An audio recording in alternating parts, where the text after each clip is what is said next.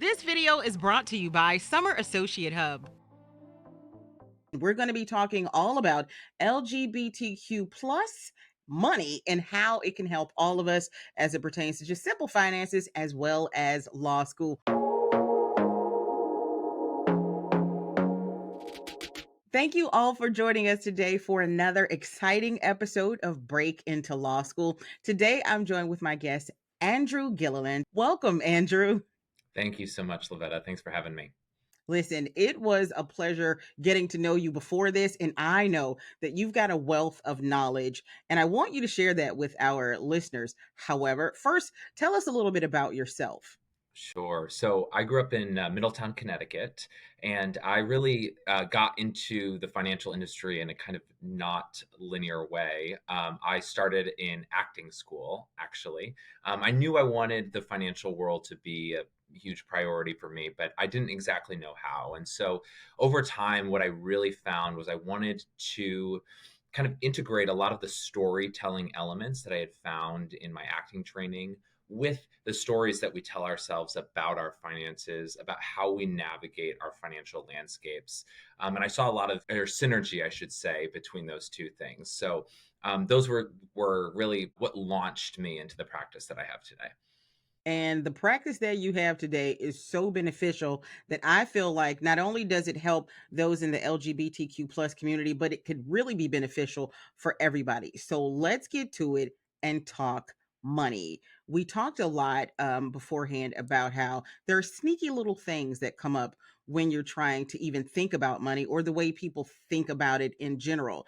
You said you wanted to bring that synergy from acting over. So tell us the fundamentals of finance and getting to better. Sure, absolutely. So, as it pertains to the LGBT community, you know, one of my big goals is really helping folks get to the center of their financial story. So, helping folks really have a broader understanding of their financial world, what's available for them financially, and really helping people notice blind spots before they happen, right? So, as it pertains to the LGBT community, like with all folks, we really want to help folks kind of navigate the different tenets of their financial world so they can think about things more strategically. So in that regard, we want to take folks and help folks understand what can they do to be financially protected on the upfront. Protection is something that's really, really important for us all. And as it pertains to the LGBT community, most folks are underprotected in a lot of areas, right?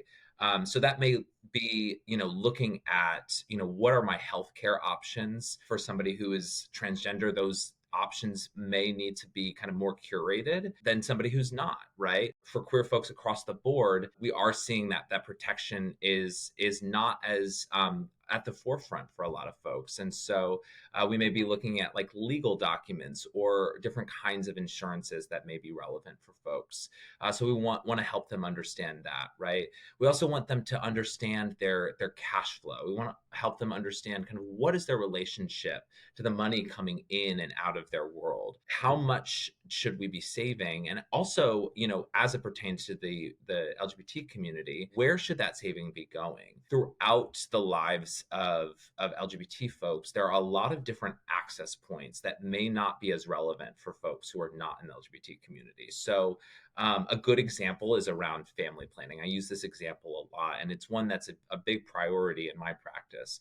If you have a cis hetero identity, it will certainly have costs to find a family plan, but in the LGBT community, those costs are almost inevitably going to be higher or more taxing, right? And so we want to kind of bridge the gap between folks who may not yet be thinking about family planning and help them really think, okay, in a future scenario where maybe I do want to have a family, what can I do to make sure that I'm as prepared for that as possible, knowing that cost is likely going to be higher for me and other folks in the community. There are also several other areas like where LGBT folks may have those higher liquidity needs, whether it's with long-term care, other kinds of opportunities entrepreneurially, right? I know for a lot of law students, they may be thinking about opening their own practice one day, right? So what are the needs going to be like if that becomes the reality?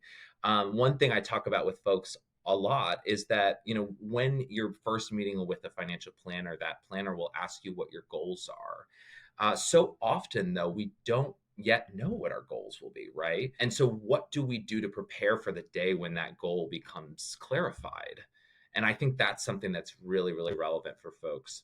And the last thing I'll just say in regards to, building assets and financial planning for the LGBT community is we want to make sure that the investments that we have, the choices that we make in where we put our money are really aligned with our values, right? And a lot of times folks don't necessarily have clarity about what ethical investing looks like, what investing choices might be available to us if we want to be more aligned ultimately in those spaces.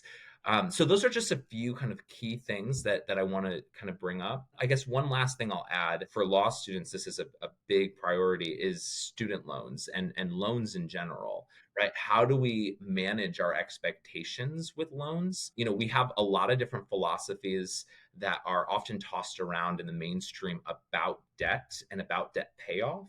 And ultimately, what we want to create for you, or what will make the most sense for you, is to build a relationship to debt payoff that is ultimately going to serve you, right? Maybe it's focusing on just paying off that debt and not worrying about some other things. But maybe it's a combination of paying off debt and saving and investing at the same time. And so you really want to get to a space where you feel empowered in that debt payoff. Obviously, that is something that we're dealing with as a society right now. And there are a lot of inequities there as well that I think are just really important to name. And so we want to really be able to balance kind of that personal agency over the process with that kind of societal awareness as well. You mentioned something and it really has my mind reeling. W- What is step one for someone who, wants to pay off the debt, but also sees a bigger goal for themselves, more than just I want to practice, but I'm in the community and I'm going to want to family plan. So, where would you say step one should be for someone who's trying to juggle both? Yeah, absolutely. So, here's what I would say. I think first and foremost, really getting clear about what your financial picture looks like right now, I think is so key, and so easily glossed over. Right? I think oftentimes we have a habit of thinking of things tactically in our financial world. And what I mean by that is, I'm on my student loan website, I'm looking at the student loan, it's daunting, and my brain immediately starts going to how am I going to fix this one problem in my financial world? When in reality, what we need to do and what's really important to do, even if it's daunting, is to really expand that picture and say, what's going on everywhere? And how can we look at that all in one place? Right. And so I think broadening our scope to see what our entire financial picture looks like is a really key first step to building that awareness. And then from there, understanding that it really is possible to do both when we structure our financial world well, to both focus on our debt payoff and save at the same time. One of the things that is important to understand about debt payoff in general is that, interest rates for various types of debt vary widely, right? So when it comes to student debt, even though we may look at a number and say that's a pretty high interest rate, when it compares to a credit card, or a personal loan that might be much higher, it may not be as high in that scenario, right? And so we want to understand that not all debt is the same, right? And the key differences there are those interest rates. So those are some things that I would say are really important to be aware of. But knowing that student loan payoff and building that liquidity for, let's say, family planning or an entrepreneurial venture in the future is very possible. Good, good. So, someone now who's maybe in, let's say, the 2L year, and they know that they've got this path in front of them, what can they start doing right now to make sure that they've got secure footing? Like, how would they go about finding good resources and good, financial stability now, even though they know they've got some big loans to pay back? Absolutely. I would say, first and foremost, building cash flow awareness is really key.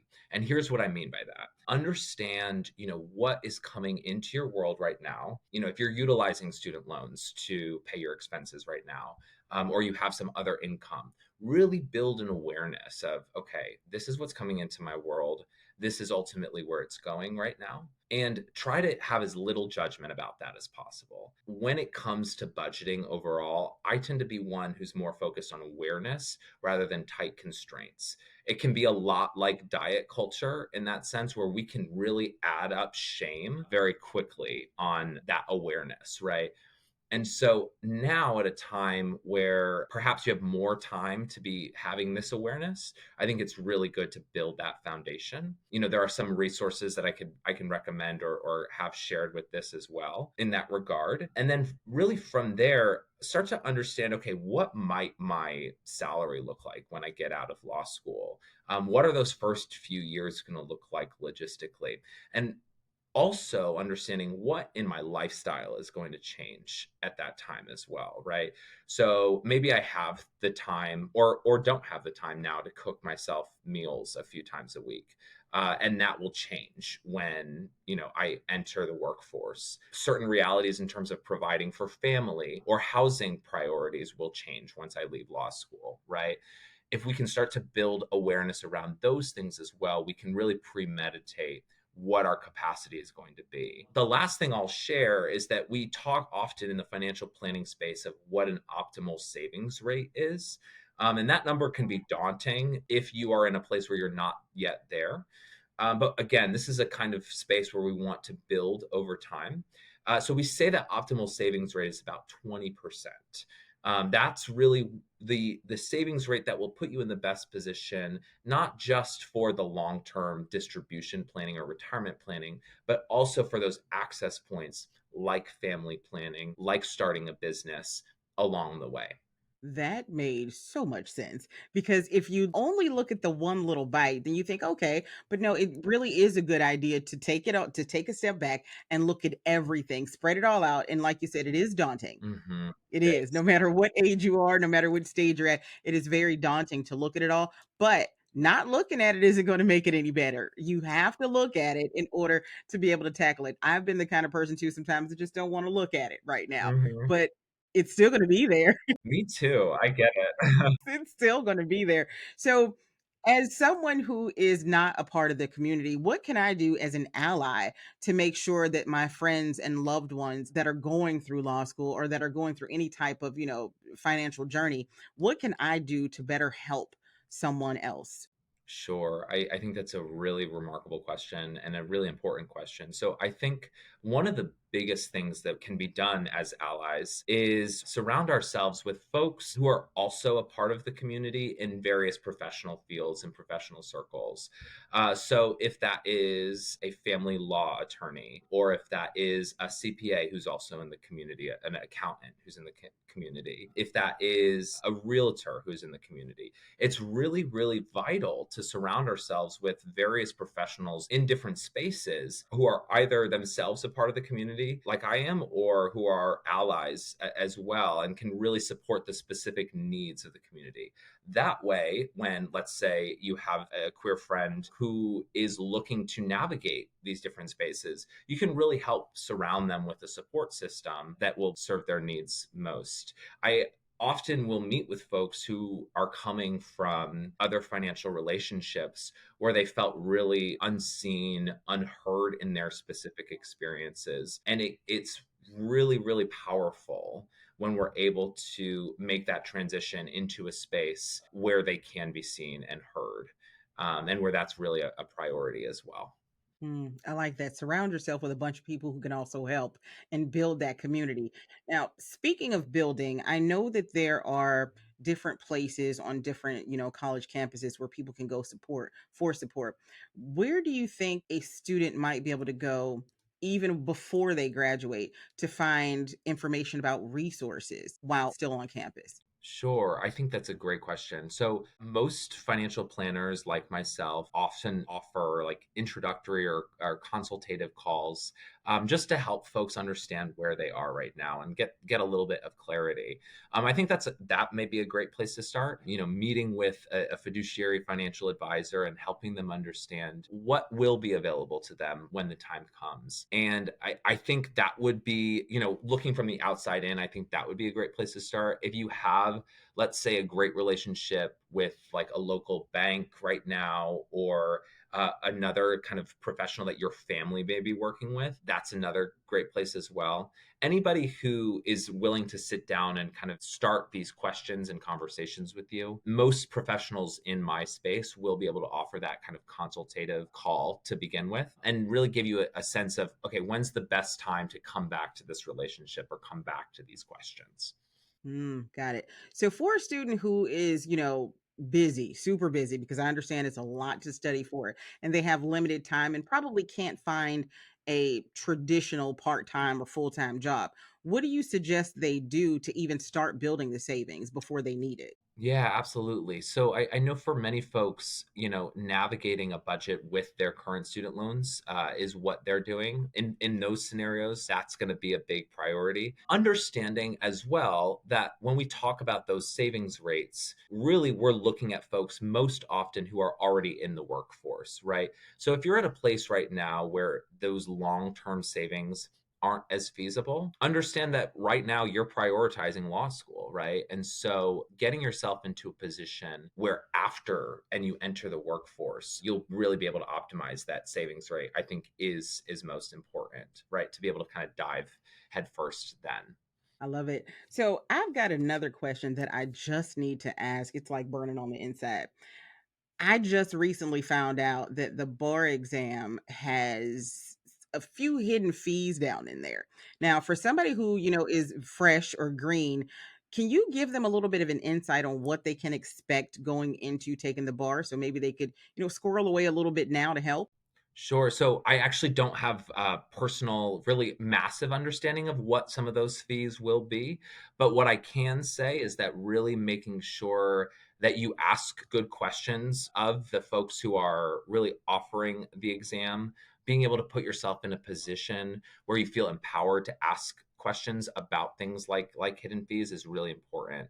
One of the things that we've talked about before, Lavetta, is like the importance of building that kind of educational groundwork so that when you enter into conversations with whether it's proctors of exams or future employers, you can really feel empowered to say, are there hidden fees here, other things I should be aware of, is really important. So even if you're talking about or looking at funding anything from like your school tuition to these exams, we want you to be able to go into those conversations with representatives there feeling empowered to say, is there anything else here that I should know about? And always know that if somebody is not giving you information, it may be a red flag, right?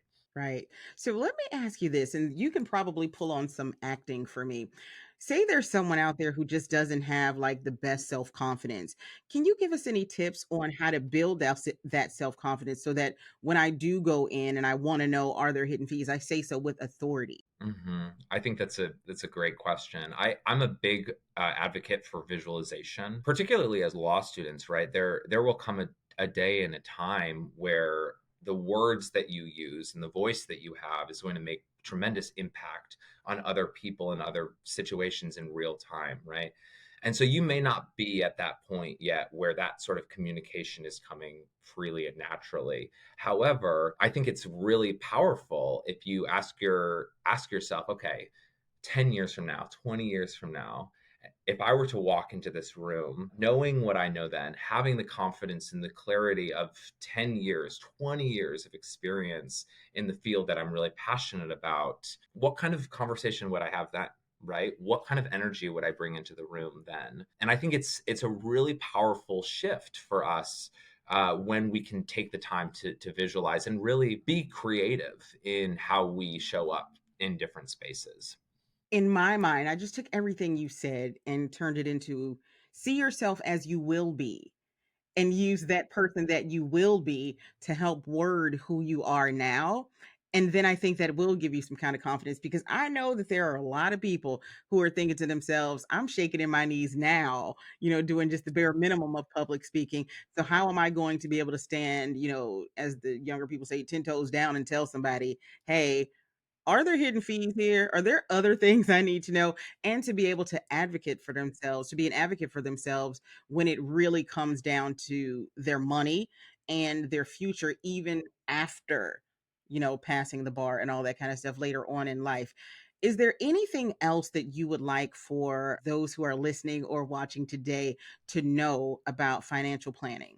Yeah, I mean, I think really kind of going in a little bit deeper into what you just shared, I think one of the things that is so pertinent and important about our relationship with money is that we feel empowered and we feel in a state of co creation with our money, right? And that we know how to advocate and how to be empowered in the spaces where we talk about our money. And so what I really just would offer is take the time to ask questions and be skeptical, and in general just take a beat before making big financial decisions, right? If we can kind of take a step back, ask those questions, take our time, know that again, if we need to kind of call on that future self in that moment, it's really, really vital and important to do so. And it will make a long term impact in how we show up in different spaces regarding our finances. I love it. That was perfect. Andrew, I thank you so much for being my guest today. How can people find out more about you, your company, or get in touch with you if they need help? Absolutely. So you can go to the easiest way would be to go to my website, which is Gilliland, Gilliland, finance.com. And there'll be lots of questions and answers on that website. And you can also connect with me on LinkedIn. I love connecting with folks on LinkedIn as well. Listen, I've been to the website and I found joy just looking at it, and it all looks like it was made for someone who doesn't understand money. So I love that you break down things so well. I thank you for that. And thank you for being my guest today, Andrew. I greatly appreciate it. Of course. Thanks, Lavetta.